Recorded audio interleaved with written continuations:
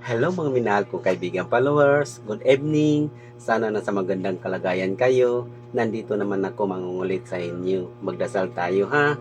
Maraming salamat. Sa ngalan sa Ama at sa Anak at sa Espiritu Santo. Amen. Panginoon kong Hesukristong makapangyarihan sa lahat, nandito kami kasama ko ang aking mga kaibigan, lalo na itong nakakita sa video na to.